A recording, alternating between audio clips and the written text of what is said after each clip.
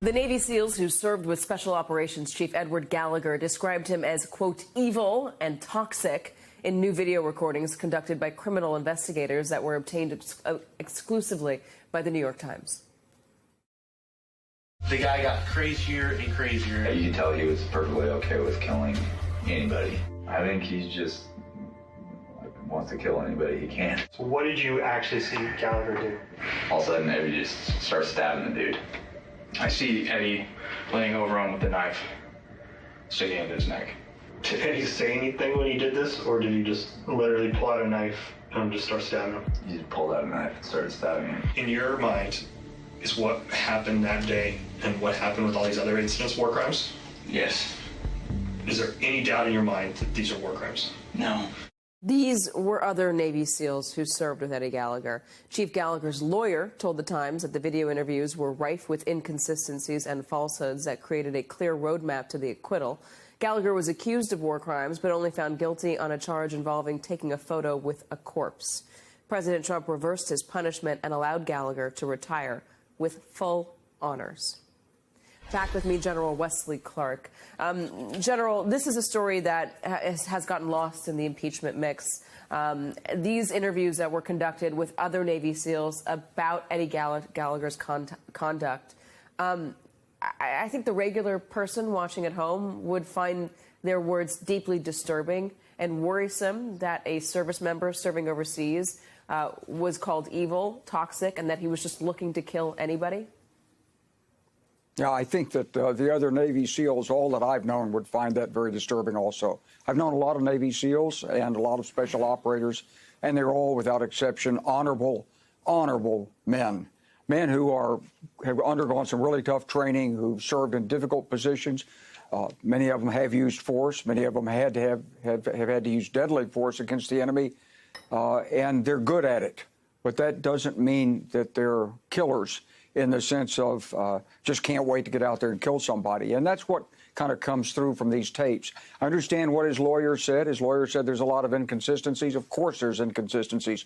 People have people's memories of dates, times, circumstances for months and years in the past. They change, they vary, and a good lawyer can always find inconsistencies. I just wish the President of the United States had been able to see these tapes before he went into the case. Why? I think it might have come out with a little bit different answer. I'm a strong believer in the military chain of command on these kinds of war crimes, military justice issues. Our leaders are well-educated. They're thorough. They love their troops. They're going to do the best they can to sort out fact from fiction.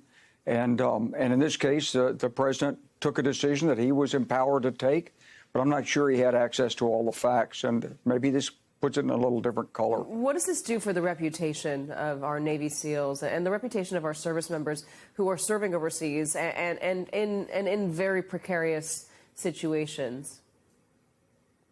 Well, I think that the release of these videos probably restores the reputation of the Navy SEALs more than anything else that's happened thus far.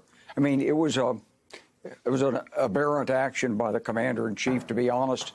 I mean, normally the President of the United States doesn't get involved in military cases like this. In this case, he did. He had the right to do so. But I think when you look at those videos and you listen to the passion of the men who served beside Eddie Gallagher, it tells a real story about the character of the Navy SEALs, and I think that's a good story. But what does it say to those in the places where some of our SEALs are serving, in the hot spots, in Afghanistan, in Iraq, in Syria, in the places where Navy SEALs are operating, the civilians who are there, who are coming into contact with our service members, what sort of confidence are they going to have in our ability to do what's right and to do what's good, to obey the rules of war and not commit war crimes? This has got to hurt. Well, honestly, I mean, those civilians there, the Afghans, the Iraqis, the others in these countries like Somalia, they don't read the New York Times. They're probably not following President Trump. This sort of stuff is on Twitter, it's on social media. But it goes. This stuff is. I think it's too simple to say that they just don't know. I mean, this stuff it becomes propaganda for the other side. It can be used as propaganda. But I think the record of service and the capabilities and the potential of our special operations community is so strong. They're so capable that this is not a significant event. It's a bad event. It's bad for the chain of command. It's bad for the people who are in that unit. They feel like justice wasn't served. But for the United States Armed Forces, for their mission readiness, we'll soldier through this. General Wesley Clark, thank you very much. We appreciate it. Thank you.